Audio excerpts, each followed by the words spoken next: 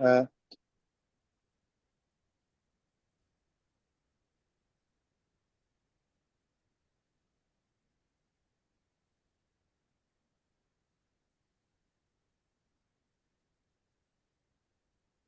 கிறிஸ்துவை போன்ற சீஷர்களாக மாறுவதற்கு நாம அழைக்கப்பட்டிருக்கிறோம். ஸோ இந்த சீஷத்துவ வகுப்புகள்ல அதை குறித்து ஒரு சில காரியங்கள், அந்த சீஷத்துவ வாழ்க்கையில நம்ம வளர்வதற்கு எப்படிப்பட்ட காரியங்கள், எந்தெந்த காரியங்களை நாம முன்னெடுக்கணும் அப்படின்னு சொல்லி கற்றுக்கொள்ள போகிறோம்.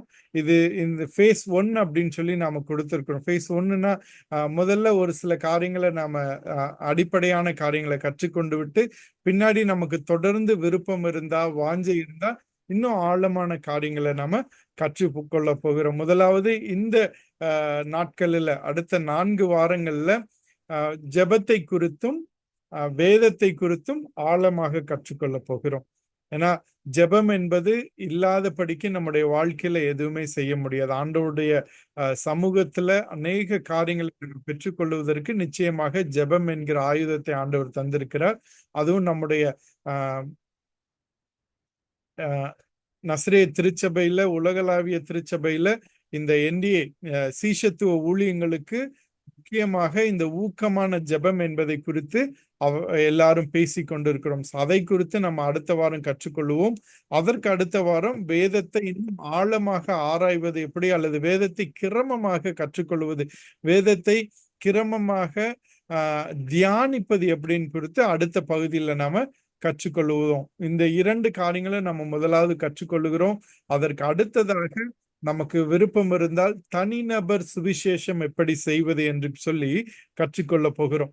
அதற்கு அப்புறமாக அப்படியாக தனிநபர் சுவிசேஷம் செய்து ஆண்டவருக்குள்ளாக வருகிறவர்களா இருக்கட்டும், அல்லது புதிய விசுவாசிகளா இருக்கட்டும், அவர்களை தொடர்ந்து நாம எப்படி இந்த கிறிஸ்தவ வாழ்க்கையில உற்சாகப்படுத்துவது, பயிற்றுவிப்பது என்பதை குறித்து அடுத்ததாக கற்றுக்கொள்ளலாம். கடைசியாக கூட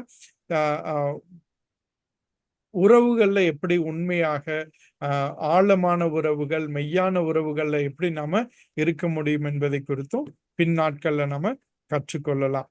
ஆனா இன்னைக்கு முதலாவதாக நம்முடைய கிறிஸ்தவ வாழ்க்கையோட அடிப்படையான ஒரு சில காரியங்களை கற்றுக்கொள்ள போகிறோம்.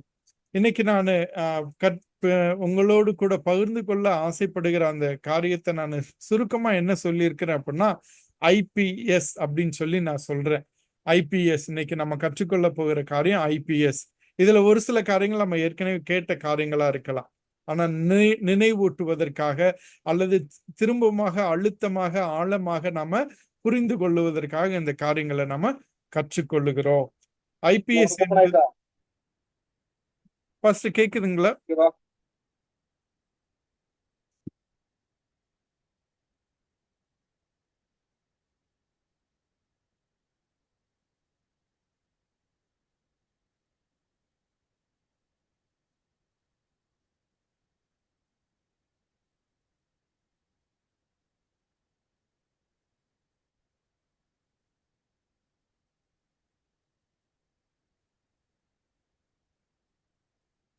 ஐபிஎஸ்னா என்ன அப்படின்னா, ஐடென்டிட்டி, பர்பஸ் அண்ட் சீக்ரெட்.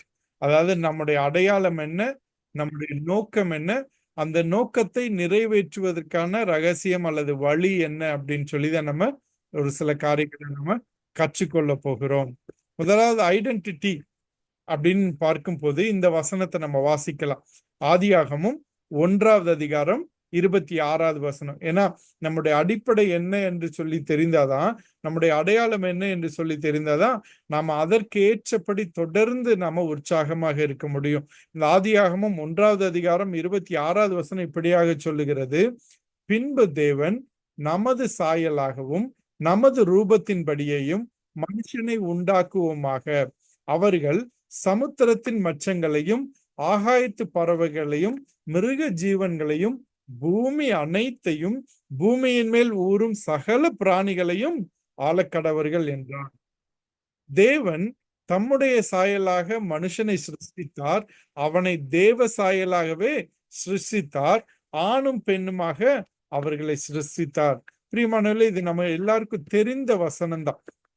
என்னது? ஆதியாகமம் 1:26 நம்ம எல்லாருக்கும் தெரிந்த வசனம் தான். சோ இதுல என்ன சொல்லுது? நாம யாரு, நாம எப்படிப்பட்டவர்கள் என்று சொல்லி கூறுகிறது.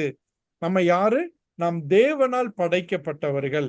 தேவனால் படைக்கப்பட்டவர்கள். நாம இப்ப அறிவு பெருகுகிற நாட்கள்ல இருந்து கொண்டிருக்கிறோம். அநேக படித்தவர்கள், அநேக மெத்த படித்தவர்கள் நாம எங்க இருந்து வருகிறோம் அநேக நேரங்கள்ல பல காரியங்களை சொல்றாங்க. ஒரு சிலர் சொல்றாங்க நம்ம குரங்குல இருந்து வந்தோம் அப்படின்னு சொல்றாங்க. ஒரு சிலர் வந்து பிக் பேங் தியரி அப்படின்னு சொல்லிட்டு சொல்றாங்க. இப்படி பல காரியங்கள். நான் ஏன் இந்த காரியங்களை உங்களோடு கூட பகிர்ந்து கொள்ளுகிறேன்னா, நம்ம ஊழியத்தில் இருக்கும்போது நம்முடைய வாலிபர்களா இருக்கட்டும், நம்முடைய பிள்ளைகளா இருக்கட்டும், அவர்கள் நம்மிடத்துல இந்த கேள்விகளை கேட்டார். நம்ம கடவுள் படைச்சாரா? இல்ல நாங்க ஸ்கூல்ல, காலேஜ்ல வந்து வேற மாதிரி சொல்லி கொடுக்குறாங்களே அப்படின்னு சொல்லி நம்மகிட்ட கேள்வி கேட்கும்போது, நாம் அதை சரியாக புரிந்து கொண்டு அவர்களுக்கு பதில் சொல்லணும்னு தான் இந்த காரியங்களை உங்களோடு கூட நான் பகிர்ந்து கொள்கிறேன். சோ நம்ம யாரால படைக்கப்பட்டவங்க? தேவனால் படைக்கப்பட்டவர்கள். தேவனால் படைக்கப்பட்டவர்கள். அது மாத்திரமல்ல, தேவனுடைய சாயலில் உருவாக்கப்பட்டவர்கள்.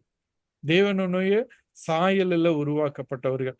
தேவனுக்கு என்னென்ன குணாதிசயங்கள்லாம் இருக்கும், தேவனுடைய நற்பண்புகள் என்னெல்லாம் இருக்கும், அந்தபடியான குணாதிசயங்களோடு கூட நாம் உருவாக்கப்பட்டோம். தேவன் அன்பா இருப்பது போல நம்ம அன்பா இருக்க முடியும். தேவன் பரிசுத்தமா இருக்கிறது போல நம்ம பரிசுத்தமா இருக்க முடியும். தேவன் மன்னிக்கிறவரை போல நாம மன்னிக்கிறவர்களாக, இப்படியாக தேவனுடைய சாயலில் நாம உருவாக்கப்பட்டிருக்கிறோம். அது மாத்திரம் இல்ல, we are the crown of creation. அதாவது தேவன் மனிதனை எப்பொழுது படைத்தார்? ஆதாம் ஏவாளை எந்த நாளில படைத்தார்? எந்த எந்த தருணத்துல படைத்தார்? தேவனுக்கு, அதாவது மனிதனுக்கு தேவையான எல்லா காரியங்களையும் படைத்து விட்டு, மனிதனின் வாழ்வதற்கு எதெல்லாம் தேவையோ அந்த காரியங்களை எல்லாவற்றையும் படைத்து விட்டு, கடைசியாக 6வது நாளில் கடைசியாக மனிதனை படைக்கிறார். படைச்சிட்டு சொல்றாரு, மிகவும் நல்லது. ஆதியாகமத்துல நம்ம 1வது அதிகார கடைசி வசனத்துல பார்க்கிறோம், தேவன் தாம் படைத்த எல்லாவற்றையும் பார்த்து என்ன சொன்னாரா? மிகவும் நல்லது. இட் இஸ் வெரி குட் அப்படின்னு சொன்னார். ரொம்ப சந்தோஷமா சொன்னார். அது வரைக்கும் நல்லது நல்லது நல்லதுன்னு தான் சொல்லிட்டு வந்தாரு. ஆனா நம்மை படைத்து விட்டு இட் இஸ் வெரி குட் அப்படின்னு சொன்னாரு. he kind of exclaimed, wow, it's very good அப்படின்ற மாதிரி. சோ நம்மை ஆண்டவர் அப்படிதான் பார்க்கிறார். ஆதாம் ஏவாளை படைத்தப்ப அப்படிதான். நம்ம ஆதாம் ஏவாளும் தேவனால் படைக்கப்பட்டவர்கள், தேவனுடைய சாயலில் உருவாக்கப்பட்டவர்கள். அது மாத்திரமல்ல, சிருஷ்டிப்புகளுக்கெல்லாம் மணிமகுடமாக, ஒரு கிரீடமாக படைக்கப்பட்டவர்கள். மற்ற எல்லா சிருஷ்டிப்புகளையும் விட நம்மை தேவன் ஒரு தனித்துவமாக, வித்தியாசமானவர்களாக படைத்திருக்கிறார். ஆனா அந்த அடையாளம் இன்னைக்கு இருக்கா? அந்த அடையாளம் இன்னைக்கு இல்லையே. எப்படிப்பட்ட சாயல்ல இருந்திருக்கணும்? நாம ஆண்டவருடைய சாயலில் இருந்திருக்கணும். எல்லாவற்றையும் ஆண்டு கொள்ளுகிறவர்களாக இருந்திருக்கணும். எல்லாவற்றையும் ஆண்டு கொள்ளு. ஆனா என்ன நடந்துச்சு? இந்த 3வது அதிகாரம், ஆதியாகமம் 3வது அதிகாரம் நம்ம எல்லாருக்குமே தெரியும். என்னாச்சு? சாத்தான் வந்து ஏவாளை வஞ்சித்தான். ஏவாள் மூலமாக ஆதாமும் வஞ்சிக்கப்பட்டு என்ன ஆயிடுச்சு? கடைசியில தேவன் தந்த அற்புதமான அந்த வாய்ப்பை அவர்கள் இழந்து போகிறார்கள். இழந்து போகிறார். நம்ம அந்த காரியங்களை இழந்து போறதை நம்ம பார்க்கிறோம். இழந்து போறத நம்ம பார்க்கிறோம். நிறைய நேரம் நம்ம இந்த காரியத்தை நான் சொல்ல விரும்புறேன். நிறைய நேரம் நம்ம நினைக்கிறோம் அந்த பழத்தை சாப்பிட்டதுதான் வந்து அது பாவம் அப்படின்னு சொல்லி பார்க்கிறோம். இல்ல, பழத்தை சாப்பிடுறதுக்கு முன்னாடியே இங்க என்ன நடந்துச்சு அதுல நம்ம பார்க்கிறோம். ஆண்டவர் சொல்லி இருக்கிறாரு, நீங்க இந்த பழத்தை சாப்பிட்டா, அதாவது நன்மை தீமை அறியக்கூடிய அந்த பழத்தை சாப்பிட்டா நீங்க மரித்து போவீங்க, நிச்சயமாகவே மரிப்பீங்க அப்படின்னு சொல்லி இருக்கிறாரு.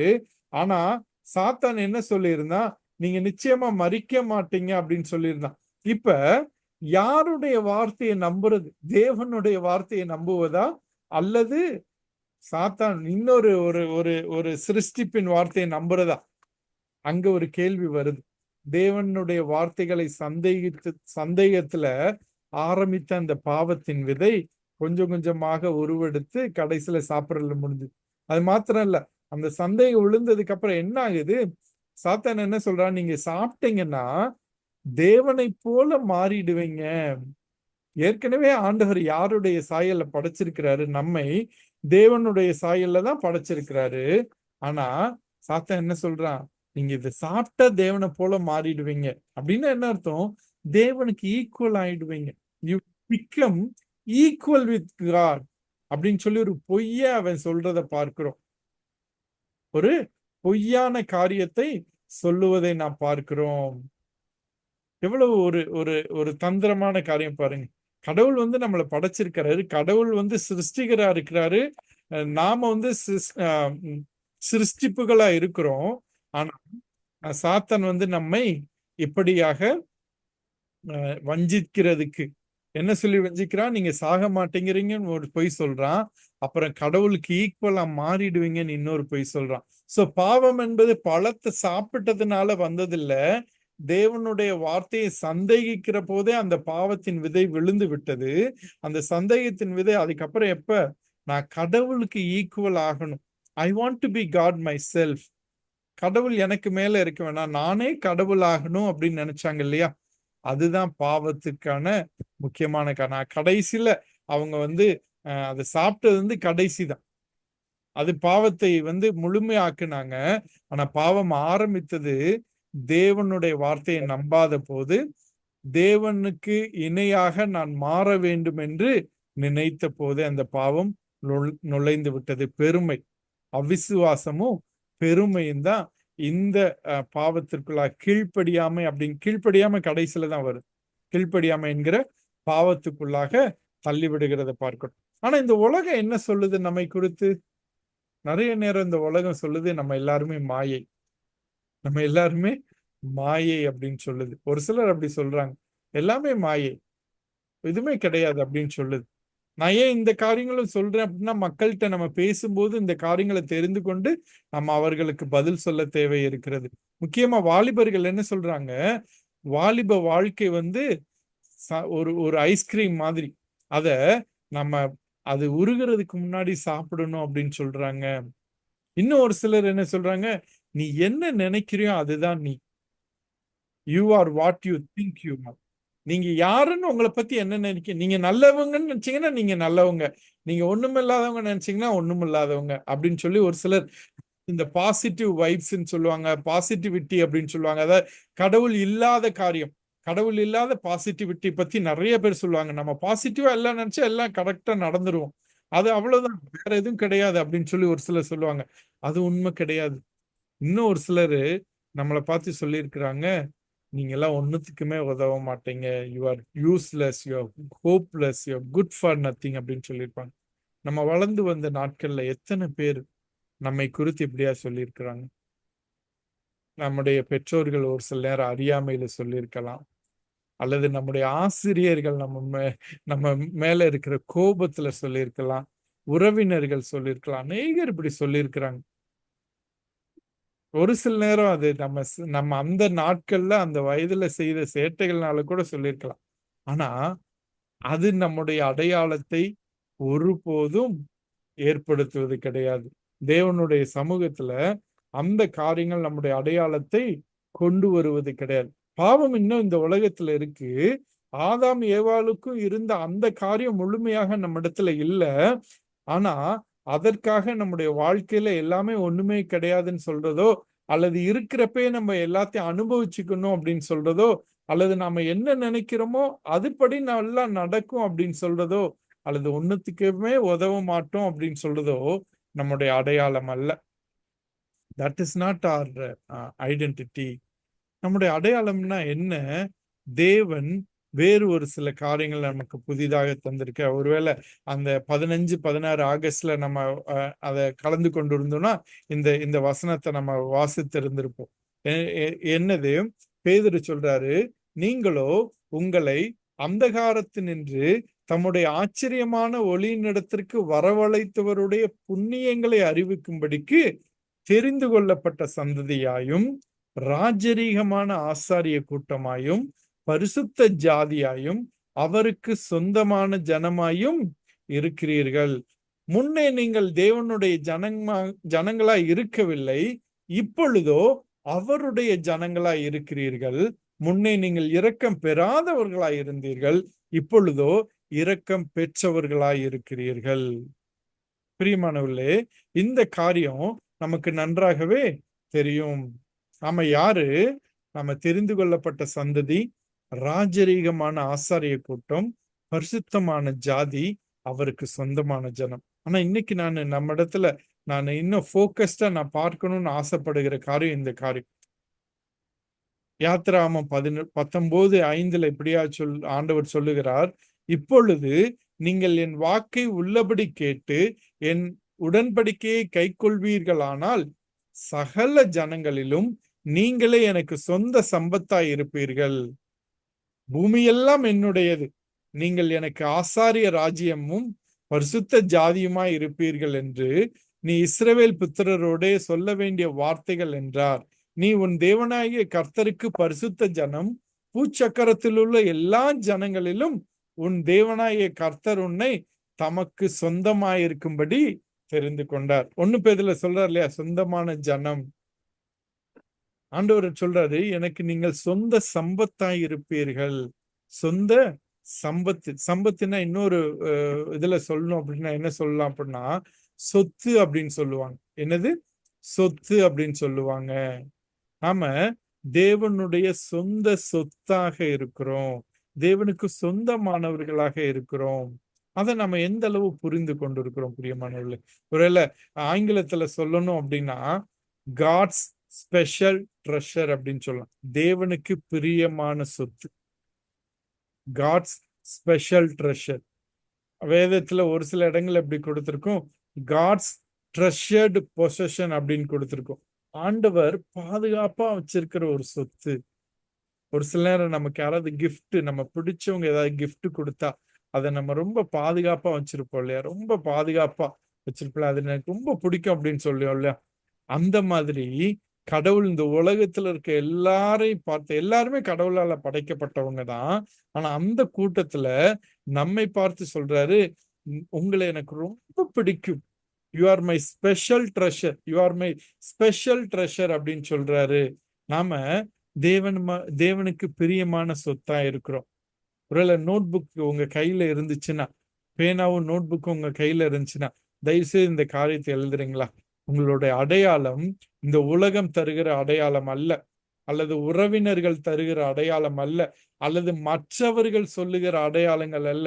ஒரு சில நேரம் மூத்த ஒரு சில ஊழியர்கள் நம்ம முன்னாடி இருந்த நாட்கள்ல நம்மை குறித்து நீ ஒண்ணுத்துக்குமே உதவ மாட்டேன்னு கூட சொல்லி இருந்திருக்கலாம். ஆனா இன்னைக்கு நாம புரிந்து கொள்ள வேண்டியது, தேவனுக்கு பிரியமுள்ள சொத்தாக நாம இருக்கிறோம். We are GST. இந்த ஜிஎஸ்டின்ற வேர்ட் நம்ம எல்லாருக்குமே தெரியும் இந்தியால. We are GST. நாம் தேவனுக்கு பிரியமுள்ள சொத்தாக இருக்கிறோம், பிரியமுள்ள சொத்தாக இருக்கிறோம் பிரியமானவர்கள். இந்த வசனங்கள்ல அதே காரியங்களை திரும்ப திரும்ப ஆண்டவர் சொல்ற. யாத்ராகமத்துல இருக்கு, உபாகமத்துல இருக்கு, நம்ம சங்கீதம் 135லயும் இந்த காரியங்களை சொல்லுகிறார். We are God's special treasure, we are GST.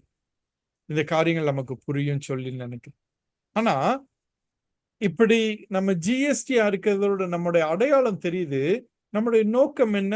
ஆண்டவர் நம்ம ஒவ்வொருவரையும் படைக்கும் போது ஒரு நோக்கத்தோடு படைத்திருக்கிறார். நீங்க உங்க ரூம்லயே சுத்தி பாருங்களேன். ஒரு டைம் இருந்துச்சு அப்படின்னா I can give you some activity கூட நான் கொடுக்க முடியும். நீங்க இதெல்லாம் பண்ணலாம் அப்படின்னு சொல்லி கூட நீங்க இது பண்ண முடியும். நீங்க என்ன பண்ணுங்க, உங்களோட ரூம்ல சுத்தி பாருங்க. பார்த்துட்டு அந்த ரூம்ல யாருமே செய்யாத, யாராலையும் உருவாக்கப்படாத ஒரு பொருள் இருந்துச்சு அப்படின்னா நீங்க சொல்லலாம். I'll just give you 1 minute.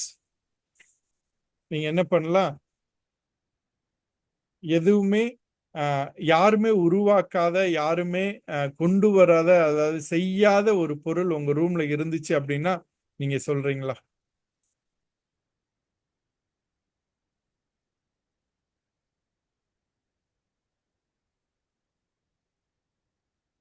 ஏதாவது பதில் இருக்கா? நீங்க மைக் ஆன் பண்ணி சொல்லலாம்.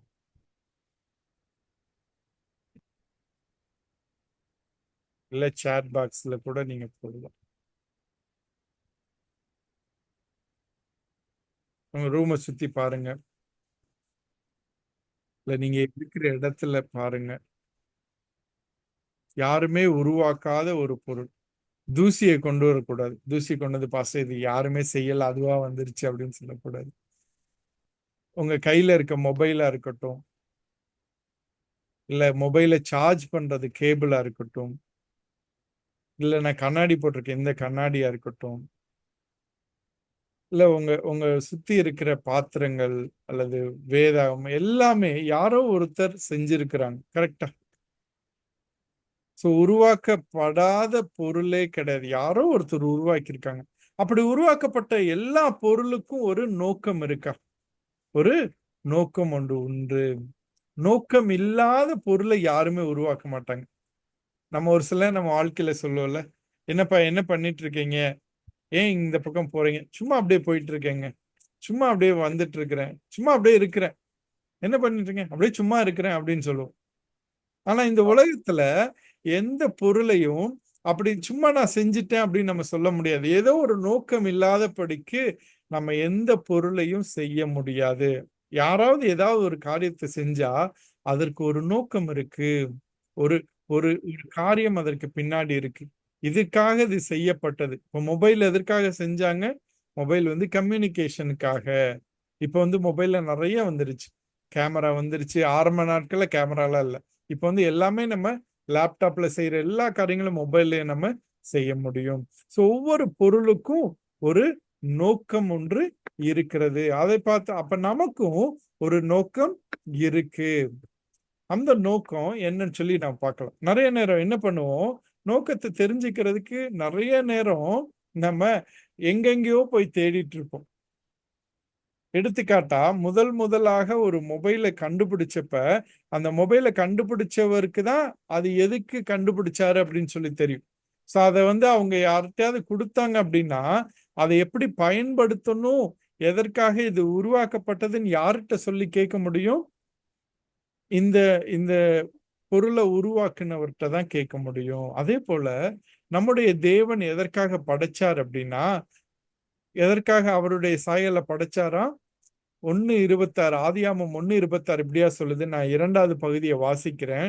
அவர்கள் சமுத்திரத்தின் மச்சங்களையும், ஆகாயத்து பறவைகளையும், மிருக ஜீவன்களையும், பூமி அனைத்தையும், பூமியின் மேல் ஊரும் பிராணிகள், சகல பிராணிகளையும் ஆளக்கடவர்கள். எதற்கு படைச்சாரு? எதற்கு படைச்சாரு? அவருடைய சாயல்ல அவருடைய ரூபத்தின்படி படைச்சாரு. எதற்காக படைச்சாரு? ஆண்டு கொள்ளுவதற்காக படைச்சாரு. நாம எல்லா காரியங்களையும் ஆண்டு கொள்ளுவதற்காக. ஒரு பக்கம் நம்ம நம்ம என்ன பண்ணணுமா, இதுல பார்த்தோம்னா, சாயலாக ரூபத்தின்படியே படைச்சார். அப்படின்னா என்ன அர்த்தம்? நாம அவரைப் போல இருக்கணும் அப்படின்னு படைச்சார். சோ முதல் நோக்கம் என்ன? அவரை பிரதிபலிப்பது. தேவனை பிரதிபலிப்பது தான் இன்னைக்கு நம்முடைய நோக்கமாக இருக்கு. நம்ம அப்படிப்பட்ட நோக்கத்தோடு தான் படைக்கப்பட்டோம். எடுத்துக்காட்டா, சாது சுந்தர் சிங் ஐயா இருந்தப்ப அந்த நாட்கள்ல.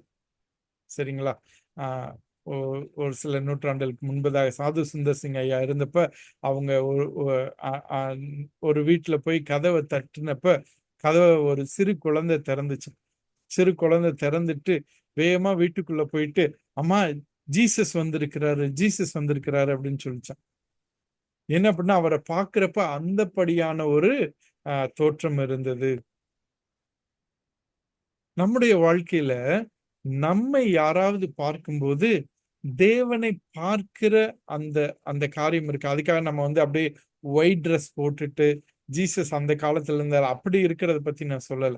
நம்முடைய நாம பேசுகிற வார்த்தைகள், நம்முடைய ஆக்ஷன்ஸ் அண்ட் ரியாக்ஷன்ஸ் அதெல்லாம் நம்ம சுத்தி இருக்கிறவங்க நம்ம குடும்பத்துல இருக்கிறப்பயே கணவனோ, மனைவியோ, பிள்ளைகளோ அல்லது திருச்சபையில மற்றவர்களோ நம்மை பார்க்கும்போது, அல்லது சுற்றி இருக்கிற அண்டை வீட்டார் நம்மை பார்க்கும்போது, இவங்கள பார்த்தா வித்தியாசமா இருக்கே! கடவுள் பக்கத்துல இருக்கவங்க மாரியே இருக்கிறாங்களே! ரொம்ப நல்லவங்களா இருக்காங்களே! அப்படின்னு சொல்லி நம்மள பார்த்து அவங்க சொல்ல முடியுமா? ஆனா கடவுள் அப்படிதான் நம்மள படைச்சார். ஆதாம், ஏவாள அப்படிதான் படைச்சார். அந்த மற்ற சிருஷ்டிப்புகள் எல்லாம், மற்ற அந்த பிராணிகள் எல்லாம் ஆதாமை ஏவாளை பார்க்கும்போது அவர்கள் தேவனை பிரதிபலிக்கிறவர்களாக இருக்கும்படியாக படைக்கப்பட்டார்கள். நாம் அப்படிதான் படைக்கப்பட்டோம். நம்ம ஒரு சிலர் யோசிக்கிறோம் மனசுல, பாஸ்டர் என்னைக்கு பாஸ்டர் சொல்றீங்க, என் வீட்டுல இப்படி இருக்கு அப்படி இருக்கு, ஒண்ணுமே சரி கிடையாது, இல்ல நானே ஒரு சிலர் அப்படி இருக்க மாட்டேங்கிறேன் அப்படின்னு யோசிக்கலாம். ஆனா நம்ம நாம இதை புரிந்து கொள்ள வேண்டியது என்ன, நாம் தேவனை பிரதிபலிப்பதற்காக we are created to be reflectors of God.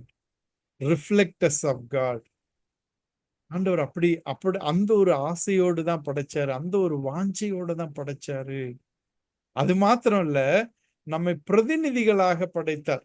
அதாவது தேவன் இருந்து எப்படியாக ஆட்சி செய்வாரோ அதே போல இந்த பூமியை ஆண்டு கொள்ளும்படியாக தேவன் மனிதனை படைத்தாராம். வேதம் அப்படிதான் சொல்லுது. அவர்கள் எல்லா பிராணிகளையும் ஆளக்கடவர்கள். they are supposed to rule over them. எப்படி ஆண்டு கொள்வதுன்னா, அதிகாரம் இருந்துச்சுன்னா நேரம் அதிகாரத்தை நம்ம தவறா பயன்படுத்துவோம், அதிகாரத்தை தவறாக பயன்படுத்துவோம். ஆனா தேவன் நமக்கு அதிகாரம் தந்தது தவறாக பயன்படுத்துவதற்கு அல்ல, அது சரியானபடி பயன்படுத்தப்படுவதற்காக. we are supposed to rule over them as if God is ruling over. தேவன் இருந்து எப்படி ஆட்சி புரிவாரோ அதே போல அதே நிலைமையில இந்த மனிதர்கள் இந்த சகல காரியங்களையும் இந்த பூமியை ஆண்டு கொள்ள வேண்டும் என்று சொல்லி நம்முடைய கரத்துல கொடுத்தார். அவர் ஆண்டு கொள்ளுவது ஒரு புறம், ஆனா நாம் அப்படியாக ஆண்டு கொள்ள வேண்டும் என்று சொல்லி படைத்தாரா. பிரியமானவர்களே, இன்னைக்கு நம்ம நிறைய நேரம் நிறைய காரியங்களை நாம வீணடித்து கொண்டிருக்கிறோம், எக்ஸ்ப்ளாய்ட் பண்ணிட்டு இருக்கோம். I'm just talking about the creation. நம்மை சுற்றி இருக்கிற அநேக இயற்கைய நம்ம சீரழித்து கொண்டிருக்கிறோம், வீணடித்து கொண்டிருக்கிறோம். ஆனா ஆண்டவர் அதற்காக நமக்கு பயன்படணும்னு தான் படைச்சாரு. ஆனா வீணடிப்பதற்காக படைக்கப்பட்டவை அல்ல அவை, சீரழிப்பதற்காக படைக்கப்பட்டவை அல்ல அவை. நம்ம ஆண்டவருடைய பிரதிநிதிகளாக இந்த நாளில் இருக்கிறோமா? நம்ம மீட்கப்பட்டுட்டோம் அல்லது அதற்கான முயற்சிகள்ல நம்ம இருக்கிறோமா? முதலாவது தேவனை போல நாம இருந்து தேவனை பிரதிபலிக்கிறவர்களாக இருக்கிறோமா? அது முதலாவது நோக்கம். இரண்டாவது, அப்படி பிரதிபலிக்கிறவர்களா இருக்கும்போது தேவனுடைய பிரதிநிதிகளாக நிச்சயமாக இருக்க முடியும். தேவன் இருந்தா என்ன செய்வாரோ நான் அதை செய்ய முடியும். அதுதான் நம்முடைய நோக்கம். நம்ம அதை எந்த அளவு நாம புரிந்து இருக்கிறோம், தேவன் நமக்கு அந்த நோக்கத்தை தந்திருப்பதை எந்த அளவு நாம புரிந்திருக்கிறோம் சொல்லி யோசித்து பார்க்கலாம். சோ ஐடென்டிட்டி பார்த்தோம், அடையாளம் என்ன என்று சொல்லி பார்த்தோம். ரெண்டாவது பர்பஸ் பார்த்துட்டோம், நோக்கம் என்று என்னன்னு சொல்லி பார்த்துட்டோம். மூன்றாவதாக சீக்ரெட், அந்த நோக்கத்தை எப்படி நம்ம நிறைவேற்றுவது. ஆண்டவர் இதுதான் நமக்கு நோக்கம்னு சொல்லிட்டாரு, இதை எப்படி நிறைவேற்றுவது, அதை எப்படி நிறைவேற்றுவதுன்னு தான் இயேசு கிறிஸ்து நமக்கு சொல்லி கொடுக்கிறார். அவர் தன்னுடைய சீஷர்களை தெரிந்து கொள்ளும் போது இந்த வசனத்தை மார்க் இப்படியா எழுதுறாரு. அப்பொழுது அவர் 12 பேரை தெரிந்து கொண்டு அவர்கள் தம்மோடு கூட இருக்கவும் பிரசங்கம் பண்ணும்படியாக தாம் அவர்களை அனுப்பவும்.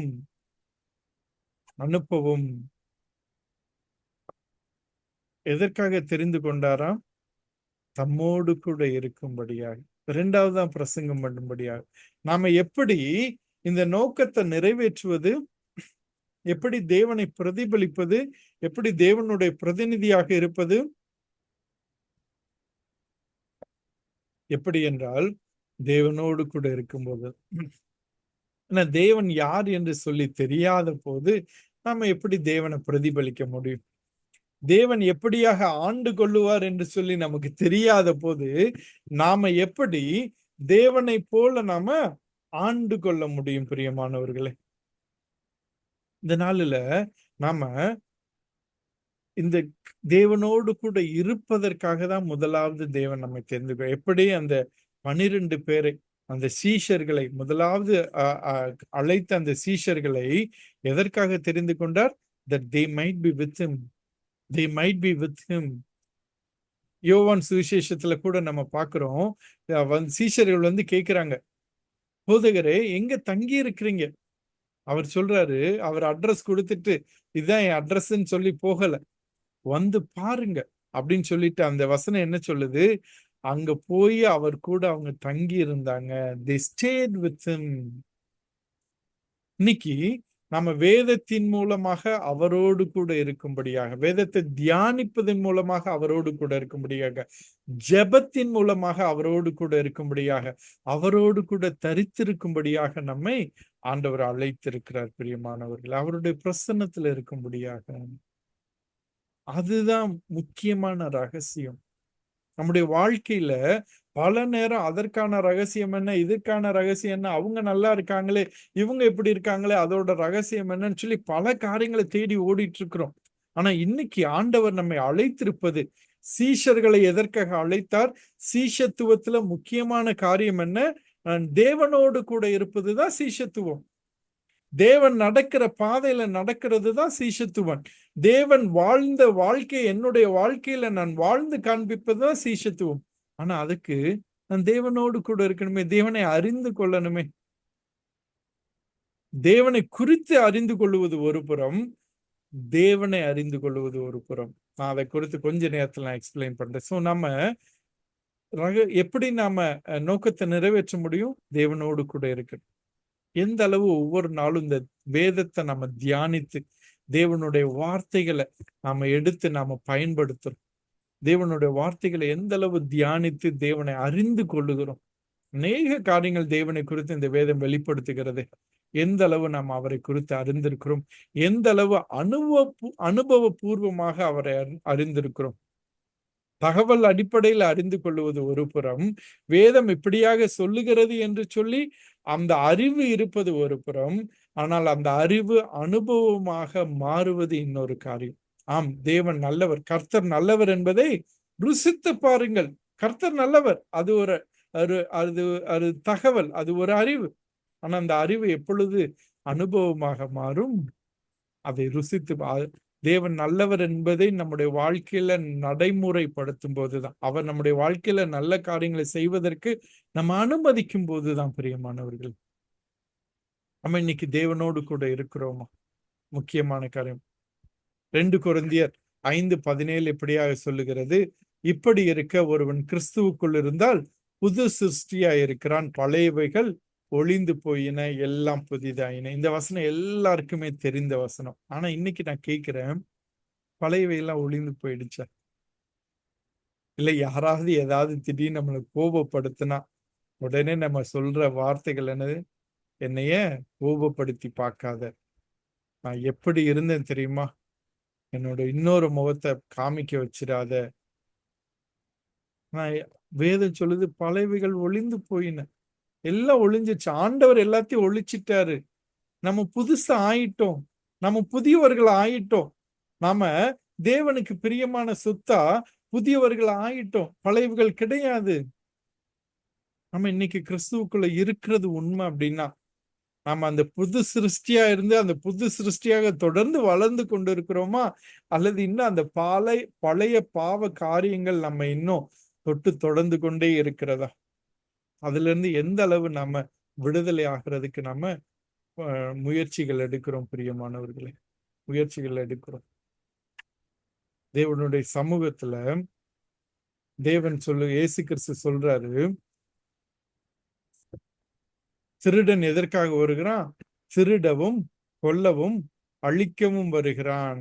ஆனால் இயேசு கிறிஸ்து வந்தது நமக்கு ஜீவன் உண்டாயிருக்கவும் அந்த ஜீவன் பரிபூர்ணப்படவும் வந்தேன் என்று இயேசு கிறிஸ்து சொல்லுகிறார் பிரியமானவர்களே. அவர் எதுக்கு வந்தாரா? நமக்கு ஜீவன் உண்டாயிருக்கவும். அது ஏனோ தானோ என்று அல்ல, ஃபுல்னஸ் ஆஃப் லைஃப், பரிபூர்ணமான ஜீவனை நமக்கு தருவதற்காக வந்திருக்கிறார். நமக்கு தருவதற்காக வந்திருக்கிறார். இன்னைக்கு நம்முடைய அடையாளம் என்ன என்று சொல்லி பார்த்தோம், நம்முடைய நோக்கம் என்ன என்று சொல்லி பார்த்தோம்.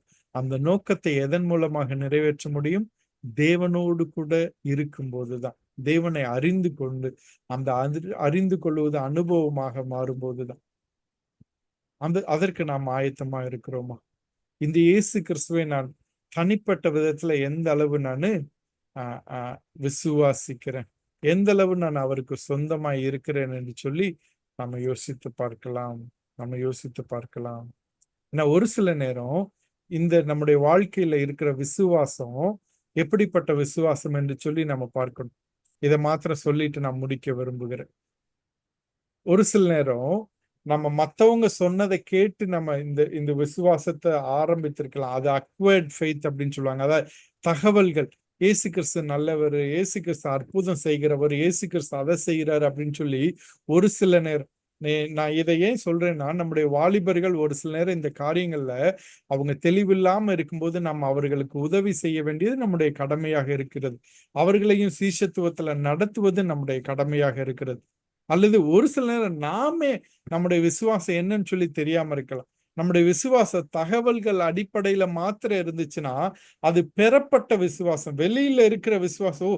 இது இயேசு கிறிஸ்து இதெல்லாம் செய்வாரோ, என்னோட வீட்டுல இதெல்லாம் செஞ்சிருக்கிறாரு, என் கணவருக்கு செஞ்சிருக்கிறாரு, அல்லது மனைவிக்கு செஞ்சிருக்கிறாரு, அல்லது என்னோட பெற்றோருக்கு செஞ்சிருக்கிறாருன்னு சொல்லி அந்த காரியங்கள் தகவல்கள் அடிப்படையில ஒரு விசுவாசம் உருவாகிறது. அது மேம்போக்கான ஒரு விசுவாசமாக இருக்கலாம், அல்லது அஃபினிட்டி ஃபெய்த் அப்படின்னு சொல்லுவாங்க. அதாவது குடும்ப விசுவாசம். நான் கிறிஸ்தவ குடும்பத்துல பிறந்திருக்கிறேன், நான் சர்ச்சுக்கு போயிட்டு இருக்கிறேன், என் குடும்ப தலைமுறையா கிறிஸ்தவ குடும்பம் தான், அதனால நான் கிறிஸ்தவனா இருக்கிறேன். கிடையவே கிடையாது. அப்படி ஒரு கிறிஸ்தவங்க யாருமே கிடையாது.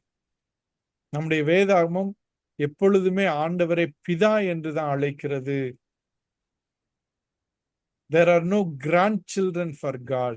ஆண்டவருக்கு பேர குழந்தைகள் கிடையாது. நமக்கு பேர குழந்தைகள் இருக்கலாம், நமக்கு பிள்ளைகள், பேர குழந்தைகள், அதுக்கப்புறம் சந்ததிகள் இருக்கலாம். ஆனால் தேவனுக்கு பிள்ளைகள் மாத்திரம்தான். அப்படின்னா என்ன? ஒவ்வொரு தலைமுறையும் நான் எங்க அப்பா கிறிஸ்தவர், எங்க அம்மா கிறிஸ்தவங்க, எனக்கு கிறிஸ்தவ பேர் இருக்கு, அதனால நான் கிறிஸ்தவன் அப்படின்னு சொல்றது கிடையாது.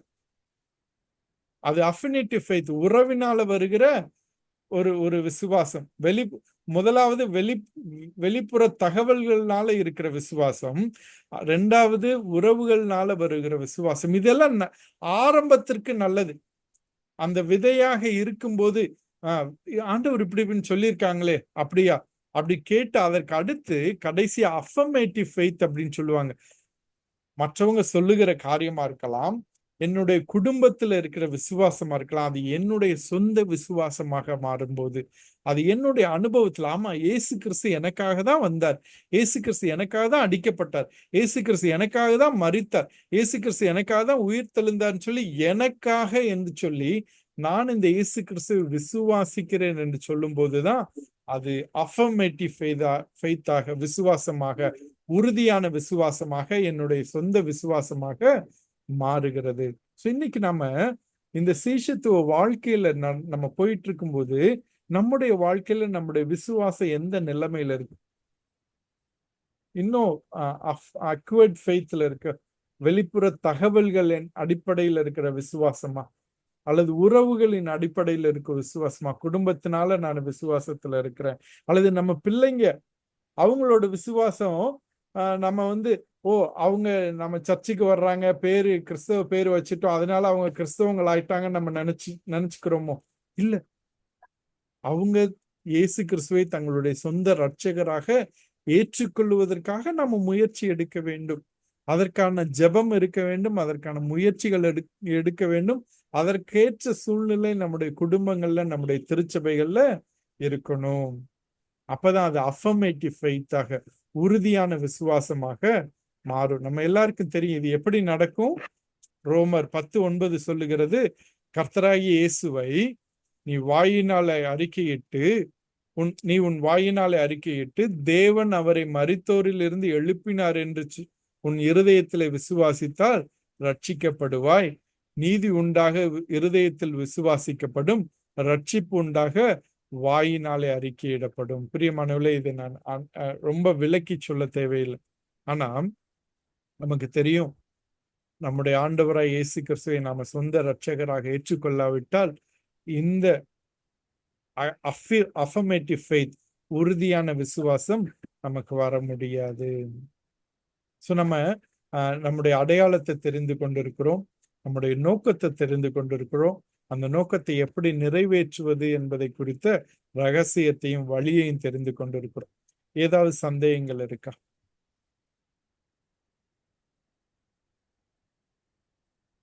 நான் பேசின காரியங்கள் உங்களுக்கு புரிந்ததா? இந்த காரியங்கள் பிரயோஜனம் உள்ளதாக இருக்கிறதா?